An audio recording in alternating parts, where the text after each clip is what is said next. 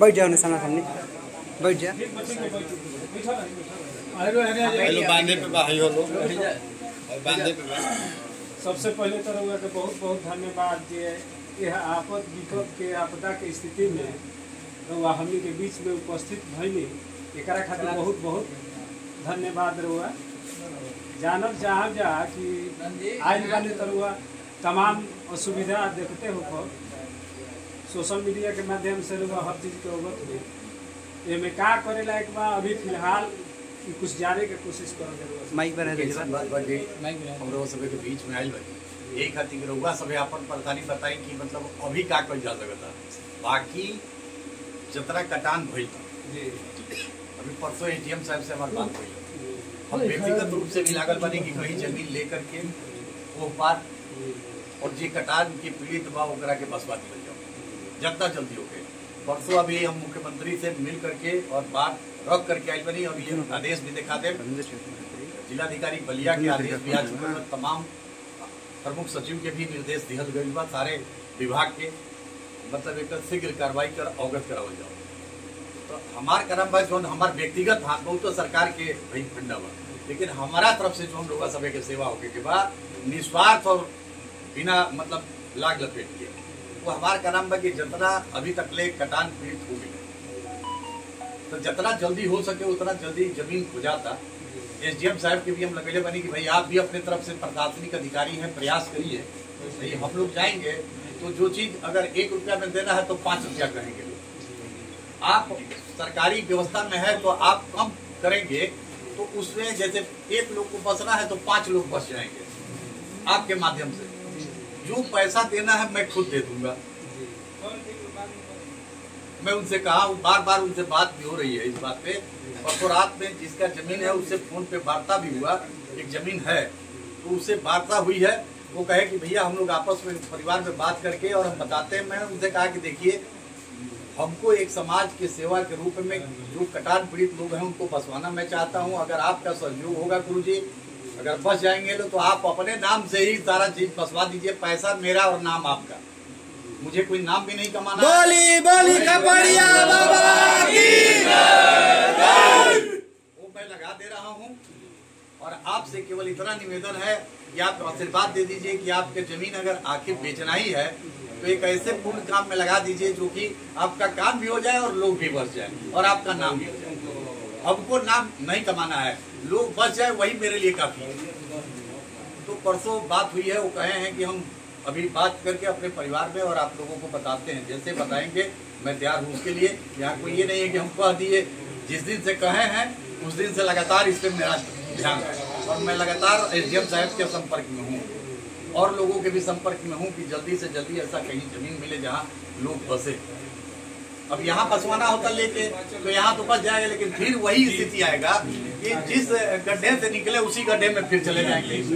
तो आज नहीं कल फिर कटेगा तो फिर परेशानी हला होता है। जहाँ पे लोगों का मोह माया रहता है, जहाँ लोग के सारे लोग अपना खेती जमीन जायदाद जो पहले से है तो लोग चाहते हैं कि मैं उसी जगह पे बसूं।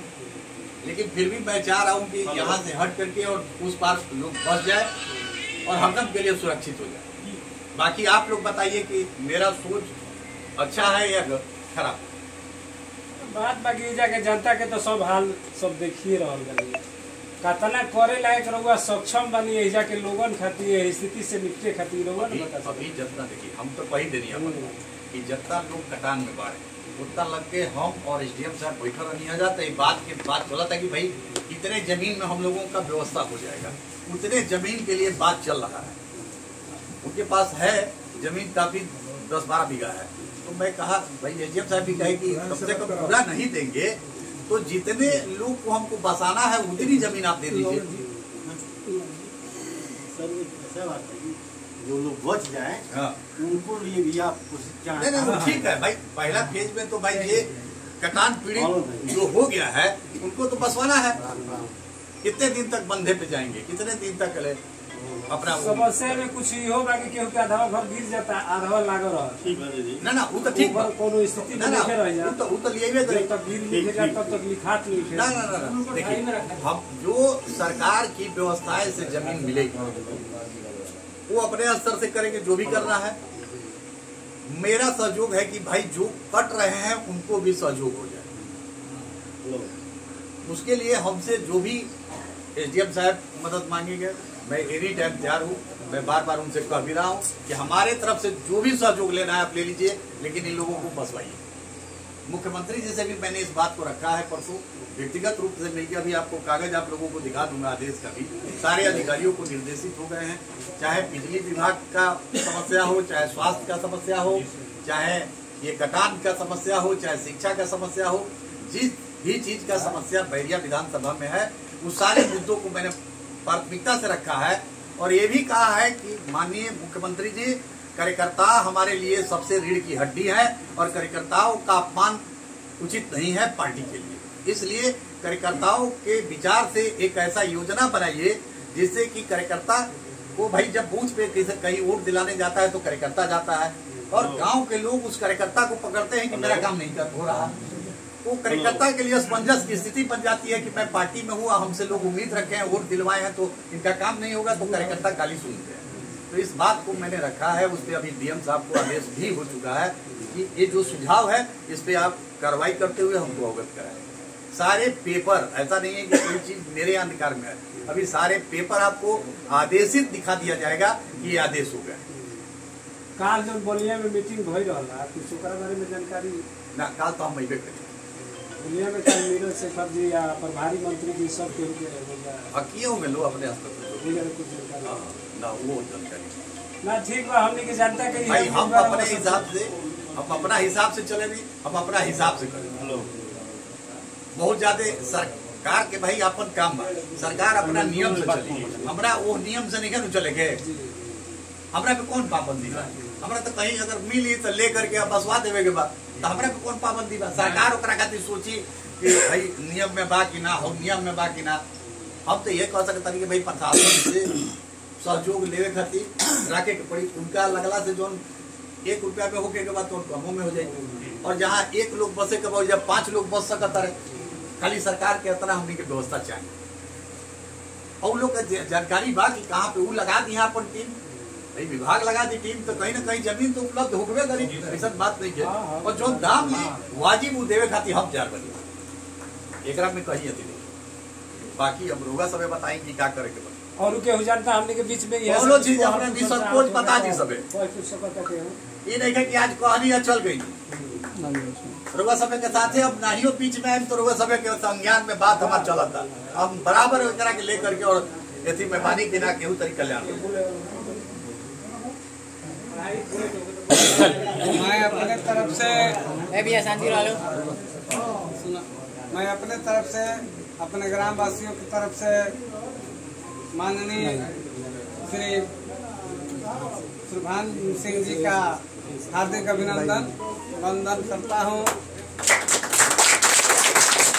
बहुत खुशी की बात है कि इस विपदा की घड़ी में राजनीतिक में न रहते हुए किसी भी पद वाले ये नहीं है, न मंत्री है, न ये है, न वो है, न ये वोट की कोई लालच है। हम लोग इस गरीब के दुख दर्द को देख करके हमारे ये प्रधान जी ने आज से करीब 1-1.5 महीना पहले जब पानी आना शुरू हुआ उसी समय इन्होंने यहाँ पर लंगर चलवाने का काम किया था। इन्होंने बताया कि जब तक ये कटान रहेगा, जब तक यहाँ के लोग को कोई सुविधा नहीं हो जाएगा, पानी नहीं हट जाएगा, तब तक मैं यहाँ सारे लोग का भोजन करवाऊंगा। हमारे जब तक सरकार की कोई व्यवस्था नहीं थी तब तक हमारे प्रधान जी का व्यवस्था चल रहा था। मैं बहुत प्रसन्न हूँ कि इस आपदा में हम सब के बीच हम लोग का दुख दर्द देखने के लिए इतने दूर से गंगा के इस धारा को देखते हुए भी जहाँ पर एनडीआरएफ ने आने का मना कर दिया कि डीएम साहब से कि वहाँ पर जाने की स्थिति नहीं है और ये हमारे बिछाए हैं, इनके लिए मैं तहे दिल से आभार हूँ और अभिनंदन करता हूँ। और मैं माननीय सुरभान जी से यही निवेदन करूँगा कि यहाँ की व्यवस्था को देखते हुए, यहाँ के हालात को देखते हुए माननीय मुख्यमंत्री जी से आप वार्ता करिए। आप सक्षम हैं कि हो सके तो उनका प्रोग्राम हम लोग के यहाँ लग जाए और यहाँ पर कटान की कोई ठोस व्यवस्था हो जाए ताकि जो गिर गए हैं उनकी तो व्यवस्था होगी, जो बचे हुए हैं उनकी भी हालत वही है। तो जब तक कोई ठोस व्यवस्था नहीं होगी तब तक तो ये नौरंगा ग्राम सभा का अस्तित्व मिटने ही वाला है।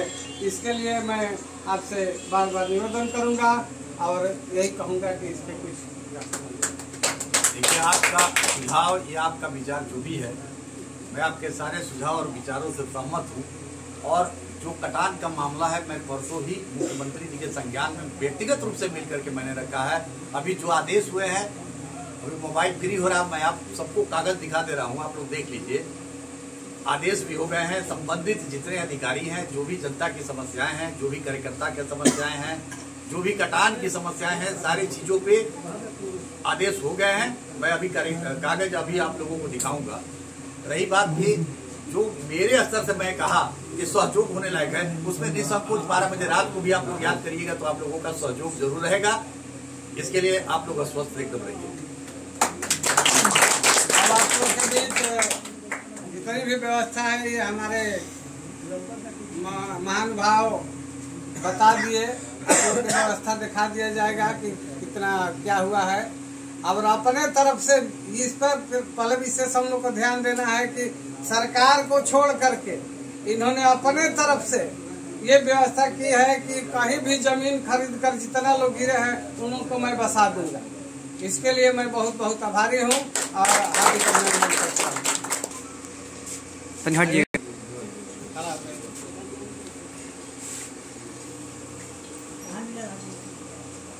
हमारे श्री सुरभान सिंह जो है मुख्यमंत्री योगी आदित्यनाथ को जो पत्र दिया गया उस संदर्भ में उन्होंने समस्त सचिवों को एक पत्र जारी किया है, जिसमें अपर मुख्य सचिव, प्रमुख सचिव, सचिव माध्यमिक शिक्षा, चिकित्सा, स्वास्थ्य, ऊर्जा, युवा कल्याण, नगर विकास विभाग, सचिव राहत आयुक्त, कृपया श्री सुरभान सिंह समाज सेवी भाजपा कार्यकर्ता जयप्रकाश नगर जनपद बलिया के संलग्न पत्र दिनांक 16/9 मैं दिया हूँ व्यक्तिगत रूप से मिल गया। अब व्यक्तिगत रूप से मिल के लोग फोटो चलाओ, फोटो समस्या बाकी लगा मैं लगा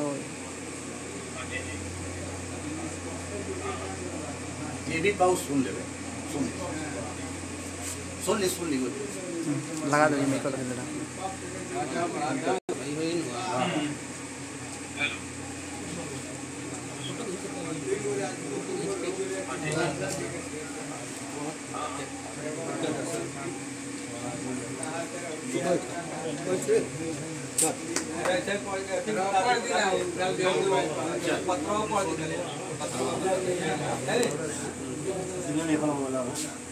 निम्नलिखित समस्याओं का आपके स्तर से ध्यान आकृष्ट कर कृपया समस्या का समाधान कराने के संबंध महोदय परम आदरणीय माननीय मुख्यमंत्री जी, जनपद बलिया के जनहित के समस्याओं के संबंध में आपका माननीय ध्यान आकृष्ट कराना चाहता हूं कि परम आदरणीय माननीय मुख्यमंत्री जी, माध्यमिक शिक्षा विभाग में कृपया मानक के अनुसार शिक्षकों की तैनाती हो जाने से छात्र छात्राओं को पठन पाठन में काफी सुविधा होगी।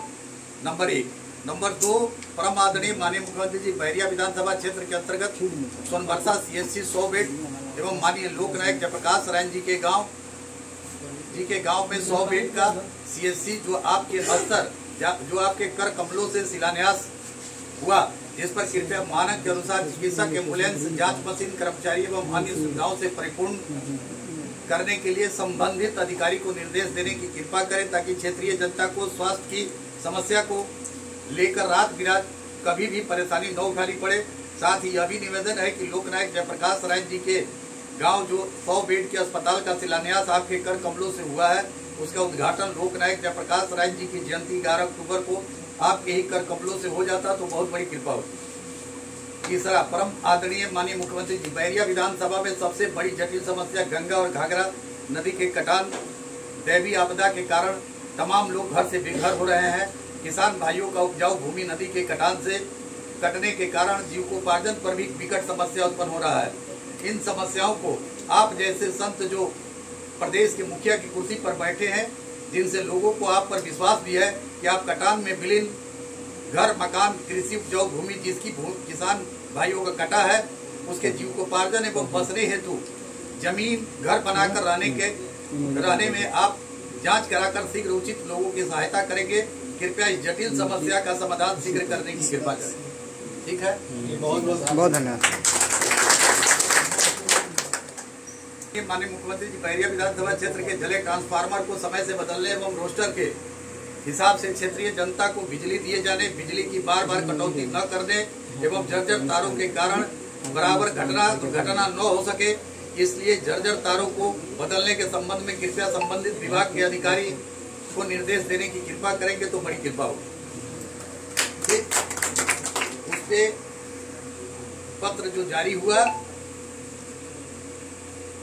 वाला पत्रवा कहा बाबा, सचिव माध्यमिक शिक्षा, चिकित्सा, स्वास्थ्य, ऊर्जा, युवा कल्याण, नगर विकास विभाग, सचिव राहत आयुक्त, जो ये सब आते हैं वो सचिव राहत आयुक्त के अंदर आते हैं। सीधे निर्देश है, कृपया श्री सूर्यभान सिंह समाज सेवी भाजपा कार्यकर्ता जयप्रकाश नगर जनपद बलिया के संलग्न पत्र दिनांक 19/6/2025 का अवलोकन करने का कष्ट करें, जो जनपद स्तर में विभिन्न विभागों की पत्र में उल्लेखित समस्याओं का समाधान कराए जाने के संबंध में है। यह पत्र माननीय मुख्यमंत्री जी से मिलकर दिया गया है। प्रकरण में परीक्षणोपरांत नियमानुसार आवश्यक कार्रवाई किए जाने एवं कृत कार्रवाई से अवगत कराए जाने की अपेक्षा की गई है। ठीक है जी। जितने विभाग है, बिजली का हो चाहे स्वास्थ्य का हो, सारे उच्च अधिकारियों को आदेश हो गया है। दूसरा, भाई हमारे कार्यकर्ता जो दिन रात लगे रहते हैं, उनके लिए भी मैंने समस्या बताया कि मेरे कार्यकर्ताओं को क्या समस्या है और इस पे आप ध्यान नहीं देंगे तो बड़ी समस्या होगी। जनहित एवं कार्यकर्ताओं के हित में विनम्र सुझाव मैंने एक मुख्यमंत्री जी को बताया कि कार्यकर्ताओं के लिए इस तरह, परम आदरणीय माननीय मुख्यमंत्री जी, पार्टी का जमीनी कार्यकर्ता, बूथ स्तर के कार्यकर्ता ही प्रत्याशी को जिताने के लिए मतदाताओं को समझाते हैं और वफादारी से बूथ स्तर तक मतदाताओं को ले जाकर के वोट दिलाने का काम करते हैं। ऐसे कर्मठशील कार्यकर्ताओं पर अविश्वास करना, उनका अनादर करना, क्योंकि एक कार्यकर्ता पार्टी के हर आदेश का पालन करते हुए अपने गांव के हर व्यक्ति तक ईमानदारी पूर्वक संदेश को पहुंचाकर अपने भूखे प्यासे रहकर अपने परिवार का अनदेखा करके सालों साल तक लगे रहते हैं। ये केवल सम्मान के भूखे होते हैं, न कि धन दौलत और न ही स्वार्थ के चक्कर में रहते हैं। इस संबंध में मेरा एक विनम्र सुझाव है कि आपके द्वारा प्रत्येक गांव के हर जाति धर्म के कर्मठ एवं विश्वसनीय कार्यकर्ता का चयन कर एक कमेटी बनाकर विधानसभा वार में कोई भी जनहित की समस्या, सड़क हो, बिजली हो, स्वास्थ्य हो, शिक्षा हो, कानून व्यवस्था को लेकर हर गांव के कर्मठ चयन कार्यकर्ताओं से लिखित फीडबैक लेकर जिलाधिकारी बलिया को सुपुर्द करें और जिलाधिकारी बलिया द्वारा हर गांव की समस्याओं के समाधान के प्रति आवश्यक कार्यों की जांच कराएं। जांचोपरांत जो जनहित में उचित कार्य हो उस पर शीघ्र कार्रवाई हो। इससे कार्यकर्ता का मनोबल भी बढ़ेगा और जनता का कार्य होने से जनता भी सरकार के प्रति, सरकार और पार्टी के प्रति वफादार रहेगी। दूसरा, मैंने कहा मंत्री जी, प्रत्येक विधानसभा में एक कार्यालय ऐसा हो जहां जनहित की समस्याओं का समाधान स्थानीय अधिकारियों द्वारा समय से न करने पर एवं अनावश्यक परेशान करने पर एक निर्धारित समय के अंदर संबंधित शिकायतकर्ता से स्थानीय पार्टी कार्यालय पर शिकायती पत्र दे और वह शिकायती पत्र कार्यालय के मेल से आपके कार्यालय में, मतलब मेरा सुझाव था कि संतुष्ट है ऐसा कोई न प्रतिनिधित्व है न हमको नेतागिरी कर। बताओ यहाँ से बांधे पर हमारा घर विलीन हो गया। हाँ, यहाँ से डीएम सर आए थे तो बोले कि बांधे पर चलेगा, हम लोग बांधे पर चले गए। उसके बाद हम लोग बांधे पर गए तो सब तो ठीक है, व्यवस्था सही है, हम लोग कोई रास्ता मिले आगे हम लोग चाहते हैं अभी बात क्या चीज का बसने वाला रास्ता? बाबू ऐसा है कि आप लोग में से 5 लोग 10 लोग जो भी है एसडीएम साहब से आप लोग संपर्क कर लीजिएगा। ठीक, ये आपसे सूर्यभान सिंह जी ने क्या कहा है और आप उसके लिए कितना प्रयासरत है वो स्वयं बता देंगे। आप लोग यहाँ, मैं लखनऊ, मैं कहा कि मैं कहीं रहूं इसकी चिंता आप लोग ना कीजिएगा। मैं कहीं भी रहूंगा तो आप लोगों की आवाज, आप लोगों की बात को जरूर रखूंगा और मुझसे जो व्यक्तिगत होने लायक है उसके लिए मैं स्वयं तत्पर हूँ। मैं कह दिया हूँ, जमीन का तलाश चल रहा, संभवतः एक पंडित जी से बात भी चल रही है जमीन की। मैंने उस फोन पे मेरे से भी बात हुई है, एसडीएम साहब भी बैठे थे, एक रामगढ़ के वो पत्रकार साहब हैं वो भी थे, प्रधान जी थे वो उनके राम कहाँ के हैं, सुगर छपरा के हैं,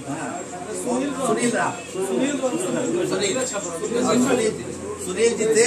आप पूछिएगा कि जमीन का चर्चा सूर्यभान जी आए तो एसडीएम साहब से चला कि नहीं लेने के लिए, और उनसे बात हुई पंडित जी से, उन्होंने कहा कि मैं परिवार से सलाह करके सूर्यभान जी आपको बताऊंगा। मैं कहा बाबा आप इस पे ध्यान दीजिए, आपको